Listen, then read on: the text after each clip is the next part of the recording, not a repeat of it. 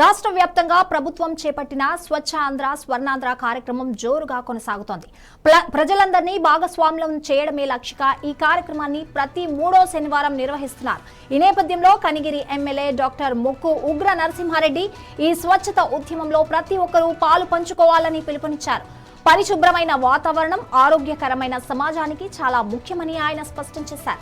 పట్టణంలోని దుర్గం దొరుగు ప్రాంతంలో మున్సిపల్ సచివాలయ మేప్మా సిబ్బందితో కలిసి ఎమ్మెల్యే డాక్టర్ ముక్కు ఉగ్ర నరసింహారెడ్డి స్వయంగా పారిశుద్ధ్య పనుల్లో పాల్గొన్నారు. పరిసరాల పరిశుభ్రతపై ప్రజలకు విస్తృత అవగాహన కల్పించారు. స్వచ్ఛత ప్రజల ఆరోగ్యానికి ఎంతో అవసరమని ప్రతి ఒక్కరూ దీనిని తమ బాధ్యతగా గుర్తించాలని సూచించారు.